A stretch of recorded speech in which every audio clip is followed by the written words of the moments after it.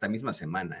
Puede ser que incluso hoy las comisiones del Senado ya aprobaron en lo general y en lo particular la reforma judicial y hoy pasaría precisamente a ser discutido ya en ese Senado, algo que pues le preocupa en el alma a muchísimos panistas, priistas, pero sobre todo a las élites que defienden un poder judicial que los ha defendido históricamente en México, que les ha permitido pues salirse con la suya, a los poderosos, a las poderosas y también a los delincuentes. Con mucho respeto lo decimos, se ha planteado una y otra vez que por supuesto que no se puede generalizar, que por supuesto que hay excelentes impartidores de justicia en México, pero en su mayoría y efectivamente, pues nos hemos dado cuenta de una serie de tropelías, de irregularidades, de situaciones que son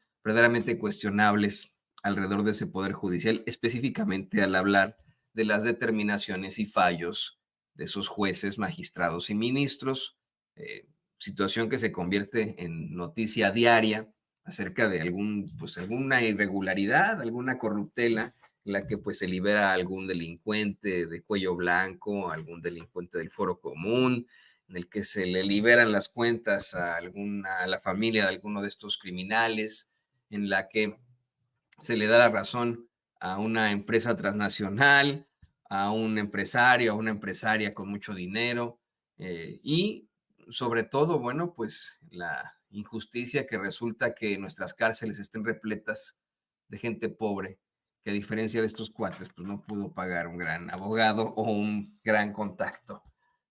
Y también en medio de la controversia que pues resulta tener a una serie de trabajadores, trabajadoras, funcionarios, funcionarias del Poder Judicial, protestando contra una reforma que no los afecta, que si ellos leyeran el dictamen, si ellos leyeran la iniciativa, se darían cuenta que a ellos per se no les afecta, no les van a bajar sus salarios, no corresponde a despidos de trabajadores, de funcionarios del Poder Judicial, a los que afecta directamente es en definitiva a esos pues impartidores de justicia, a los que se les va a reducir sus privilegios, la gran cantidad de privilegios que tienen, porque mire, les pagamos hasta la ropa, eso es increíble.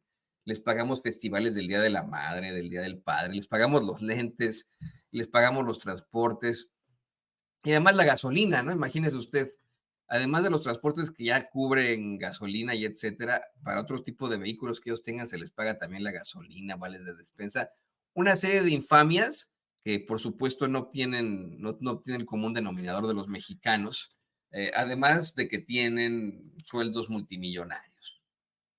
En medio, pues, de un caso que ellos no pueden ganar en definitiva, porque así lo determinó el pueblo de México, se plantea que la reforma judicial va, les guste o no, pongan a marchar ahí a la ministra presidenta Norma Piña, a la que se le invitó a realizar una reforma judicial desde hace ya mucho tiempo y que pues se negó. Ahora ya no, llega con propuestas para una reforma judicial como ella quiere o como ellos quieren y pues, pues ya ahora es muy tarde, ¿no? Eh, ¿Por qué es tarde ya? Para pedir perdón, como dice esta canción de esta banda que se me fue su nombre. Pero bueno, ahí está, ahí está. Y le quiero compartir lo que publica. Bueno, es más, ¿qué le parece que vamos a cómo se acepta ahí en comisiones del Senado, cómo se aprueba en lo general y en lo particular la reforma judicial para que ya pase directamente al Senado y sea discutida esta semana, a partir de hoy? ¿Ve usted? 13 votos a favor, 6 votos en contra y 0 abstenciones. Aprobado en ambas comisiones. En consecuencia, queda aprobado en lo general y en lo particular los artículos no reservados, el dictamen de las Comisiones Unidas de Puntos Constitucionales y de Estudios Legislativos, que contiene la minuta con proyecto de decreto por el que se reforman, adicionan y derogan diversas disposiciones de la Constitución Política de los Estados Unidos Mexicanos en materia de reforma del Poder Judicial. Queda aprobado.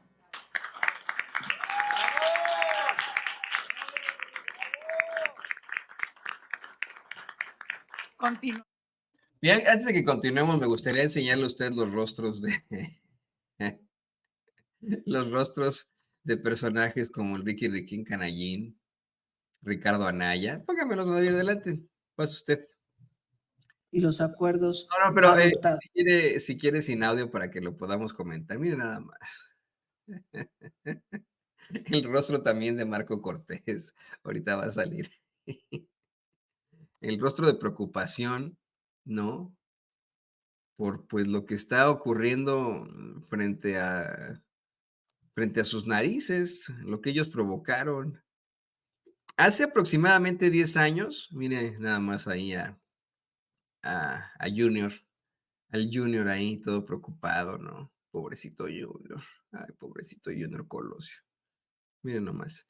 A Junior ahí también, pues a Marquito Cortés, al Ricky Riquín Canallín, que pues, se los lleva al tren, ¿no? Ante la dura realidad que ellos provocaron, ¿eh? Mire, este señor, más adelante le vamos a estar planteando a usted cómo es que sale ahí a denunciar presiones y, pues a denunciar ahí que acoso con propuestas corruptoras a senadores de oposición.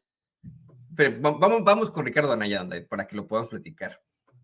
Cuando pues el tipo este fue el principal operador del paquete de reformas estructurales que destruyeron a México en tiempos de Enrique Peña Nieto. O sea, Anaya, este Ricky Riquín Canallín, que estuvo durante todo el sexenio escondido detrás de los rincones acá en Estados Unidos, este tipejo, ¿no? Este tipejo, pero así de verdad que ha sido exhibido hasta por sus propios compañeros de partido y de coalición como un corruptazo. O sea, imagínense que hasta el saco de pus, Javier Lozano, le llame corruptazo a este tipo. Este sujeto que fue el principal operador de la, pues vamos, de que se plasmara ese paquete de reformas que destruyeron a México, específicamente la reforma energética con la que le entregamos a las empresas extranjeras, le entregaron ellos, ¿no? Al país en bandeja de plata por cacahuates. Claro, enriqueciendo a personajes como este sujeto. Sale todavía a decir, o sea, esto es increíble, ¿no? Que haya acoso, propuestas corruptoras a senadores de la oposición, cuando él es el que operó, ¿no? Hace 10 años la reforma energética y otro tipo de reformas que destruyeron a México, es de infamia absoluta. Por eso es que verlo a él, al hombre que lo mantiene todavía en el poder, que es Marco Cortés y que destruye el Partido Acción Nacional, así como claramente lo planteó el exgobernador de Querétaro, ver al Junior Colosio, que pues ha salido adelante gracias a su apellido, ¿no? Verlos así, desesperados, es histórico. Estas caras son históricas, históricas. Por lo que se les viene, ¿no? O sea, este es el fracaso de la oposición. Le voy a compartir lo que publica la revista electrónica Sin embargo MX sobre el tema. Dice, en una sesión de alrededor de 9 horas, las Comisiones Unidas de Puntos Constitucionales y de Estudios Legislativos del Senado de la República aprobaron anoche en lo general y lo particular el dictamen de la reforma judicial. Con 25 votos a favor y 11 en contra, el dictamen avanza a su discusión en el pleno, avanza hacia su discusión en el pleno del Senado previsto para esta semana. La reforma, dice sin embargo MX, que ha generado un intenso debate entre legisladores y expertos, propone cambios significativos en la estructura y el funcionamiento del Poder Judicial. Entre las modificaciones más destacadas se encuentra la elección de jueces y magistrados por voto popular, así como la creación de un consejo de la judicatura con mayores facultades de supervisión y control. La aprobación en lo particular del dictamen es un avance significativo en el proceso legislativo y se espera que la discusión en el Pleno del Senado sea igualmente intensa. La ciudadanía y diversos sectores de la sociedad estarán atentos a los próximos pasos en la implementación de esta reforma histórica, dicen ahí en Sin embargo MX. Horas antes, las Comisiones Unidas de Puntos Constitucionales y de Estudios Legislativos en el Senado de la República aprobaron en lo general el dictamen de la reforma judicial con 25 votos a favor y 2 en contra, tras una intensa sesión de 6 horas de debate. El dictamen, que propone la elección de jueces, magistrados y ministros a favor a través del voto popular, fue aprobado sin modificaciones. La sesión estuvo marcada por un intercambio de acusaciones entre los legisladores oficialistas y de oposición, mientras los primeros acusaban a los opositores de defender un régimen de privilegios en el Poder Judicial. Los partidos Acción Nacional, Revolucionario Institucional y Movimiento Ciudadano denunciaron afanes de venganza y cooptación del Poder Judicial por parte del Ejecutivo. La aprobación en lo general del dictamen es solamente el primer paso en el proceso legislativo. Ahora el dictamen deberá ser discutido y votado en lo particular, donde se analizarán las propuestas de modificación presentadas por los legisladores. Híjole. Voy aquí a escuchar cuáles son, según el canallín de Ricardo Anaya, las 3 trampas de la reforma judicial. Disfrute esto, ¿eh? Vamos a disfrutar lo votado, como dicen nuestros moneros. Disfrute usted lo votado. Primera trampa y primer engaño. Le dicen a la gente que va a poder votar de manera libre y directa y secreta para escoger a jueces, a magistrados. Lo que no le están diciendo a la gente, y lo dice el dictamen, es que Morena tendrá el control total y absoluto de la preselección de las candidatas y los candidatos. Es como si ahora mismo elegimos aquí a un representante y yo les permito voto libre, directo y secreto, pero yo conservo la facultad de definir quién aparece en la boleta. Y si alguien no está de acuerdo, pida la palabra para rectificación de hechos y vamos discutiéndolo. Morena tiene el control total, no 50, no 70, 100% de quienes van a aparecer en la boleta. Esa es la primera trampa y el primer engaño. Y si estoy faltando a la verdad, hagan uso de la voz, les presto mi tiempo. Segundo, el número de boletas va a hacer que ese ejercicio, lejos de ser un ejercicio democrático, sea un ejercicio de confusión en donde la gente termine simplemente escogiendo al azar los del cuadrito del Ejecutivo.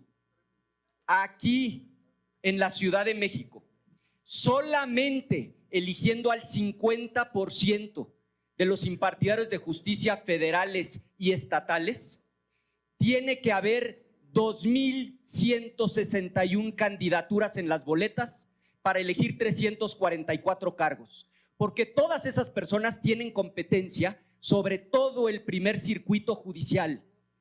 ¿En serio, compañeras y compañeros?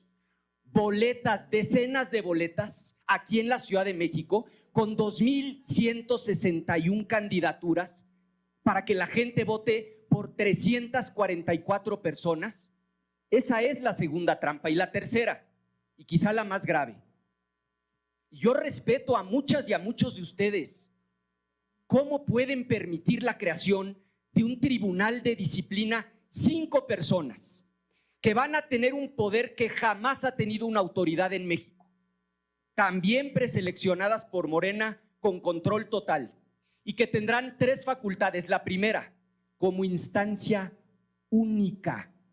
No hay posibilidad de ir a otra instancia.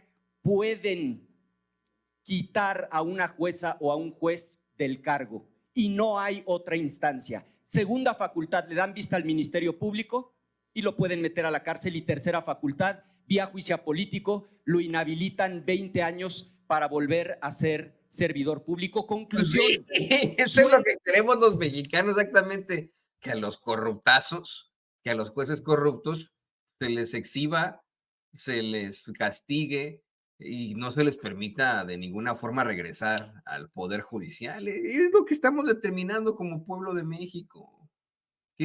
¿Por qué es tan difícil entender para estos cuates?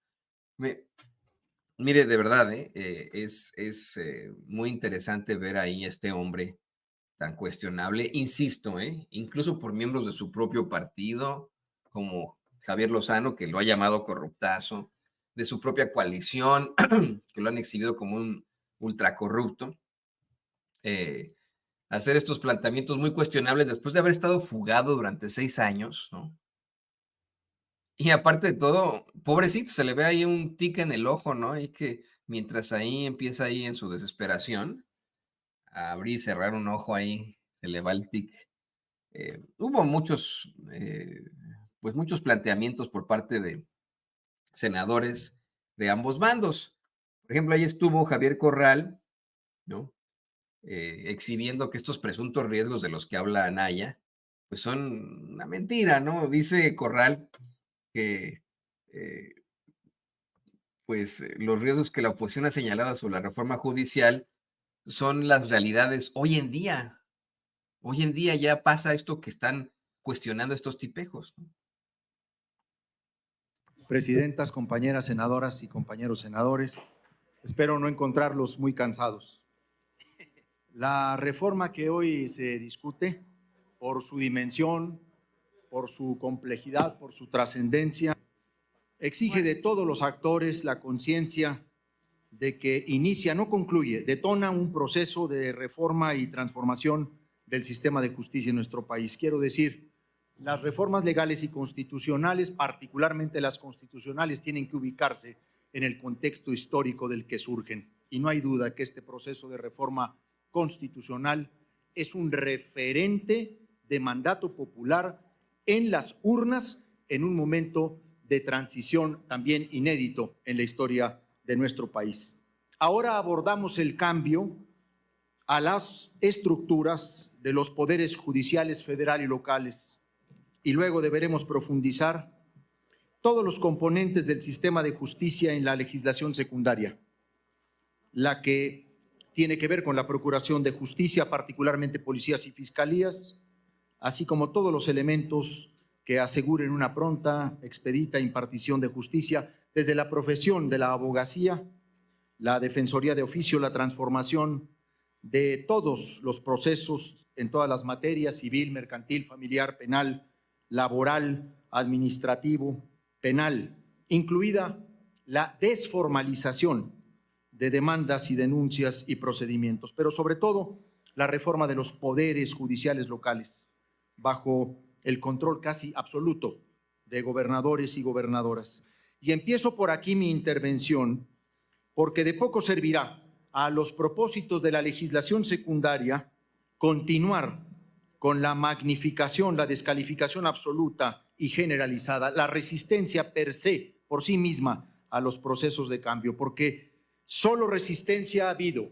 Hasta ahora no se conoce una propuesta realmente integral que sea alterna a esta, ni de la oposición, ni de jueces o magistrados. Ni siquiera la actual conformación de la Suprema Corte de Justicia de la Nación se atrevió a plasmar por escrito, esto es de manera formal, una contrapropuesta. Algunos de los actuales ministros estuvieron más preocupados por su haber de retiro que por expresar con valor y claridad cómo resolver el descrédito que afecta a la institución que encabezan. Los detractores de la reforma coinciden en el diagnóstico, suman en sus análisis la crítica a este poder que a los pocos años de su integración más independiente o autónoma, me refiero a la reforma de 1994 propiciada por el presidente Zedillo, que pasó de 26 ministros a 11 en un proceso de reforma constitucional de 27 días, el mayor fast track que haya conocido el derecho constitucional en la historia reciente de México. Este poder que tuvo esa gran oportunidad muy pronto se volvió distante y soberbio en su máximo tribunal, una especie de Olimpo de los dioses. Y luego la corrupción que enloda a varios jueces y magistrados. Y luego el nepotismo que no quisieron atender y resolver con sinceridad, sino que solo se intercaló entre circuitos judiciales o se intercaló entre circuitos judiciales con poderes judiciales locales. Es una de las más humillantes simulaciones a la sociedad mexicana. Han dicho reforma judicial sí, pero no así. El gran problema es que no han dicho cómo, ni cómo sí. Y esto tiene una explicación. casi todos los riesgos que advierten de esta reforma son realidades hoy. La intromisión del dinero, los poderes fácticos, la delincuencia organizada y no se diga la corrupción. Por supuesto que no coincido con generalizar la corrupción en el Poder Judicial. Por supuesto que no. El meollo del asunto es que frente a conductas reprochables de algunos juzgadores, el conjunto calla y el Consejo de la Judicatura otorga impunidad.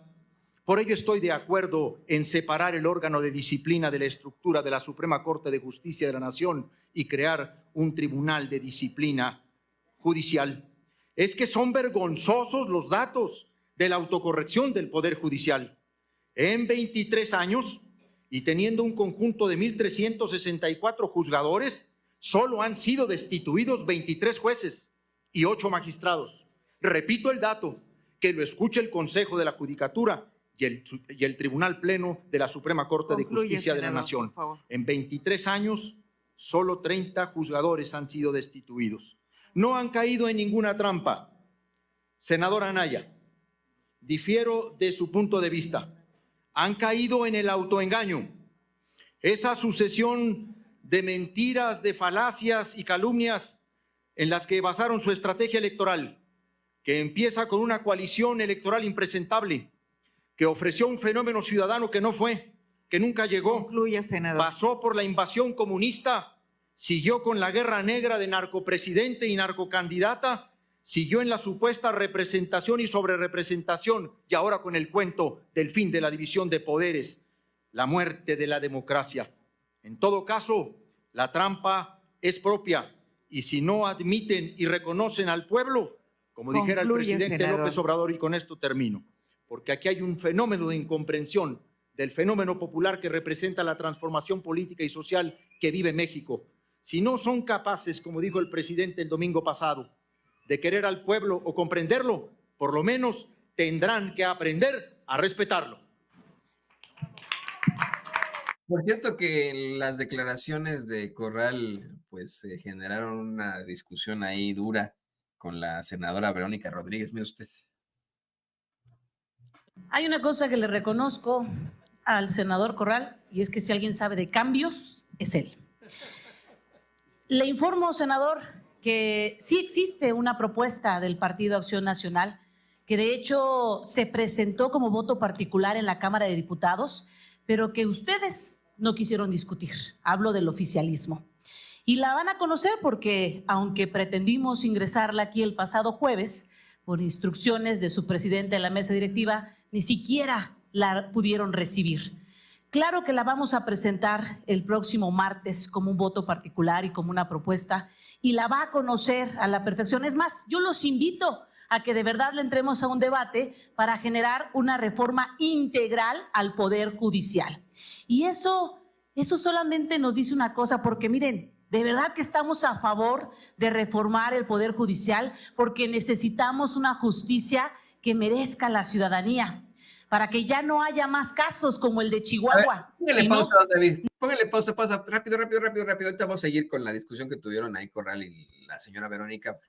Mire, a mí me da mucho coraje cada que estos fachitos salen a decir, claro que se necesita una reforma judicial. Bueno, ¿y por qué chingados? Cuando se empezó a solicitar que hubiera algún tipo de debate, que pudiera haber algún tipo de encuentro para que precisamente se reformara al Poder Judicial ante una serie de irregularidades, ¿por qué se quedaron de brazos cruzados? Porque no, lo que diga López, porque sí le llaman al presidente, ¿no? Para tratar de discriminarlo y minimizarlo, ¿no? Por su apellido.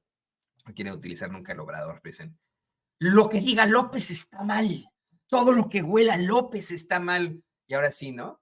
Salen con este tipo de discursos bien vanos como el de Verónica Rodríguez a decir que claro que se necesita una reforma, sí, güey, y luego, ¿cuándo la implementaron? ¿Cuándo empezaron a discutirlo? ¿Cuándo dijeron que lo iban a analizar? Son bien políticos, ¿qué digo políticos? Politiqueros. Esta señora Verónica Rodríguez es la típica politiquera que nada más anda ahí viendo que cómo se aprovecha de la situación, ¿no? Ya me imagino el chapulineo próximo. Mire usted. Para que ya no haya más casos como el de Chihuahua. Y no, No estoy atentando contra la presunción de inocencia del senador Corral. Estoy hablando de la persecución que tuvo Maru Campos Concluya, antes de senadora. ser candidata, siquiera a presidenta municipal y también a gobernadora. Y eso fue de manos del senador Corral. Se concede el uso de la palabra por alusiones al senador Corral. Muchísimas gracias. La intervención de la senadora me da la oportunidad de ampliar algunos conceptos.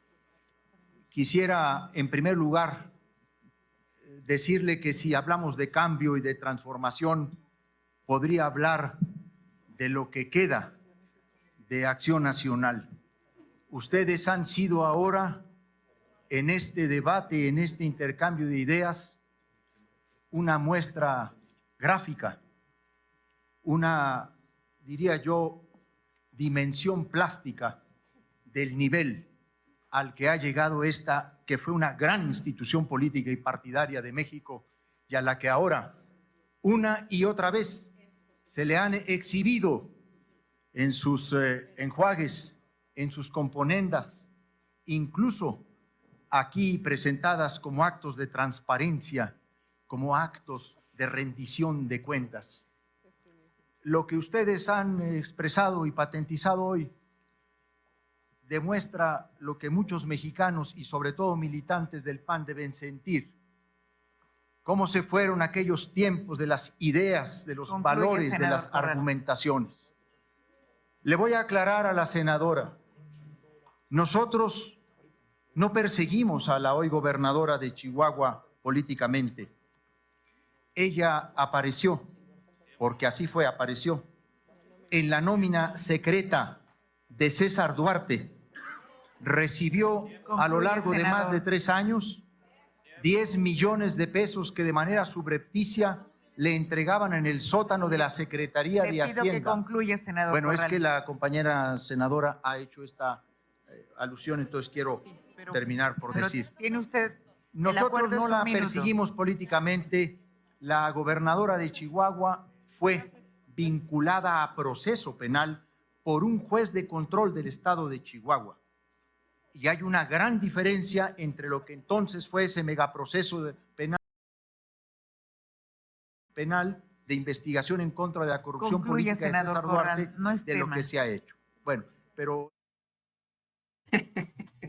Pues que de verdad, exactamente, fíjese, los panistas se ponen a hacer ahí un espectáculo de sí mismos, a sacar los golpeteos personales y etcétera, como lo hizo esta señora Verónica Rodríguez. No estoy defendiendo a Corral, que quede muy, muy claro. Pero sacan ahí cosas personales, se meten con situaciones ahí que pasaron en el pasado. ¿Por qué no discuten mejor sobre la reforma judicial? ¿Por qué no mejor dicen, a ver, en lugar de poner ejemplos de la necesidad de la reforma judicial y de lo que ocurrió allá en Chihuahua, ¿por qué no mejor dan argumentos, verdaderos argumentos? Porque no los tienen.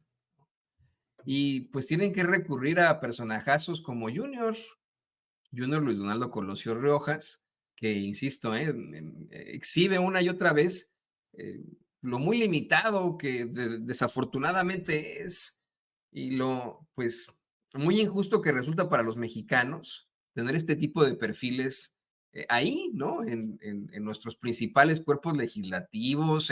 Mire, por supuesto que él y su familia enfrentaron una tragedia espantosa, ¿no? En su niñez, una tragedia que pues obviamente fue terrible para todos los mexicanos incluso, y que marcó su vida. Pero eso no le da derecho a personajes así a seguir infiltrándose en la política, a seguir teniendo pues estas posiciones de poder, simple y sencillamente por sus apellidos de alto pedorraje, por sus contactos, ¿no? O sea, no están, sigo, yo insisto en que la figura del ya muy analizado, mediocre, privilegiado, debería ser definitivamente eludida para siempre, ¿no? O sea, que llegue al cargo quien lo merece. Mire usted lo muy limitado de Junior, ¿no? Al decir, según él, que nunca antes en la historia del país 2 poderes se habían juntado para destruir al otro. Mire nada más. Y ojo, sí, el pueblo de México nos dio un mandato, por supuesto que sí, pero en ningún momento nos dio, ni jamás nos dará, un cheque en blanco. Nunca antes en la historia de este país dos poderes se unieron para destruir a otro, para cooptarlo, someterlo. ¿Esta reforma es para quitar privilegios, excesos? Sí, pero también es para tomar control del poder que funge como el árbitro de México. Y por lo mismo hoy queda más que claro el propósito revanchista de esta reforma. Revancha que se busca a partir de la independencia que el Poder Judicial ha sostenido en contra de los excesos de un Poder Ejecutivo que claramente quiere una inédita concentración del poder más peligrosa que la que jamás se haya visto en la historia democrática de este país. Requerimos una reforma que apoye la justicia y no una que privilegie por encima de todo castigar a los jueces. Tener venganza no es hacer justicia. Y es que es el argumento de los fachitos. Este señor representa a la empresa Movimiento Ciudadano, empresa de un tipo llamado Dante Delgado, que, híjole, ¿no? También es el politiquero de politiqueros por excelencia. Pero ese es el argumento de los fachitos y de la oposición, que supuestamente es una venganza de López, así le llaman, ¿no?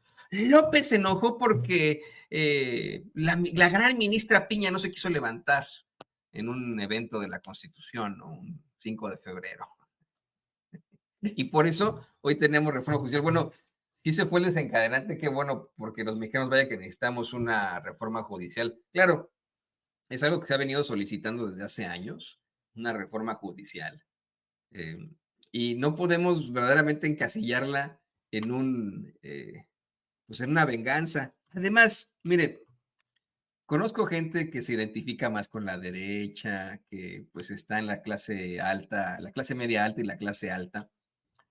Cuando uno les habla pues, normal, ¿no? De lo que vendría siendo una reforma judicial, en primer lugar se dan cuenta de que están muy desinformados, de que escuchan a personas muy limitadas como Junior, ¿no? Convencerles de que se trata de una venganza y que López está loco, ¿no? Así según ellos.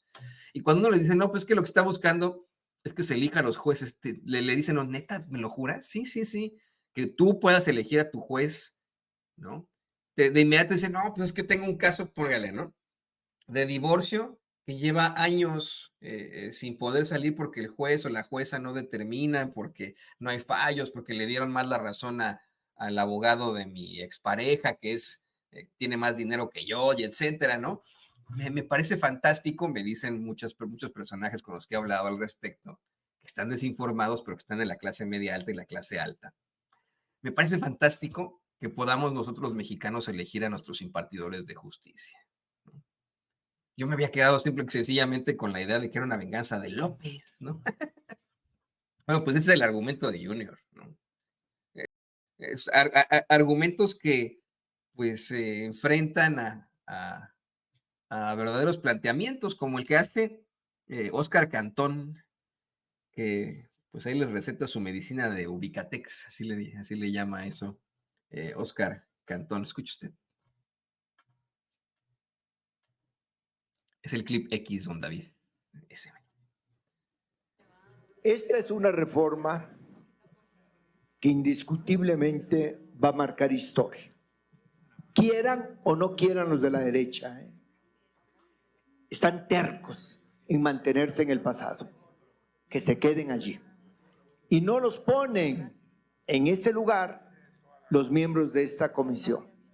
Ya los puso el pueblo el 2 de junio, con los votos que les negaron, con los poquitos votos que les dieron, y solo por la generosidad de una ley electoral obsoleta están aquí, pero no porque el pueblo lo quiso, Tengan mucha claridad en eso. Bueno, pues ahí los exhibe, les da este llamado Ubicatex, buenísimo, senador. Y también pues participó ahí con su voz muy melodiosa, nada gangosa, Marco Cortés, cuestionando que cómo pretende Morena impedir el financiamiento indebido y la intervención del crimen organizado. Es que de verdad pareciera que se están hablando a sí mismos, ¿no? O sea, pareciera que el PAN está hablando de sí mismo. Esto que va a escuchar usted de Marco Cortés, haga de cuenta que es una alusión personal a Genaro García Luna, al panista Genaro García Luna, que él tanto niega, pero que vaya que pues fue panista. Fíjese cómo es que en el show este del Cacarraqui, el pedorro show del Cacarraqui hace algunas semanas, fue exhibido nada más y nada menos que por el saco de pus Javier Lozano, que le cuestionaba a Marquititito Cortés cómo es posible que no reconozca que Genaro García Luna pues perteneció al PAN, ¿no? Y bueno, se desgarraba las vestiduras para decir que nada que ver y etcétera. Porque bueno, es amigo del saco de pus, ¿no? Y le puso una buena chinga. Bueno, haga de cuenta ahora que Marco Cortés está criticando a su propio partido. Escuche usted. ¿Cómo estarían pensando impedir el financiamiento indebido a jueces y magistrados por diversos intereses ilegales? ¿Y cómo estarían en al menos un tercio del país buscando la no intervención del crimen organizado? Lo digo porque soy michoacano y en un tercio de mi estado el crimen organizado palomea quiénes pueden ser candidatos, alcaldes o no, o mata a los alcaldes que no. ¿Y por qué cree que este señor que esto pasa ahí en Michoacán, el Michoacán del comandante Borolas, del carnicero de Michoacán, el comandante Borolas Felipe Calderón? ¿Por qué cree que el crimen organizado palomea ahí? O sea, de verdad, no, esto no es argumento. No sé quién le dijo a este cuate que podía ser político. ¿Cómo es que este cuate consiguió llegar a la política? Bueno, sí sé, es lo que le decía que pasa con Junior, ¿no? Es el caso del mediocre privilegiado que pues por contactos, por apellido de alto pedorraje llegan ahí donde están, ¿no? Siempre llegan ahí a los mejores puestos en el empresariado, en los medios de comunicación, como Loret, o sea, como los Loret en lo general, porque el papá de Loret pues, también era un junior de un gobernador priista en Yucatán, ¿no? O sea, así es como llegan estos cuates, en medio de la mediocridad absoluta, llegan a los principales puestos de poder, incluso para hacerse de la dirigencia de un partido como lo hace este mediocre, ¿no? Y él solo le está echando tierra a su propio partido. Dice, que ¿cómo creen ustedes que determina ahí el crimen organizado en mi propio estado? Pues sí, tu propio estado que estuvo dominado durante tanto tiempo por el PAN, por el PRI, y que se enfrenta a este tipo de realidades debido a la gestión del Partido Acción Nacional, el estado del carnicero de Michoacán. Regrésenle un poquitito donde esto es verdaderamente infame, indignante, pero bueno, pues ellos solos se exhiben con sus propios argumentos. Porque soy michoacano y en un tercio de mi estado el crimen organizado palomea quiénes pueden ser candidatos, alcaldes o no, o mata a los alcaldes que no se alinean, o los extorsiona.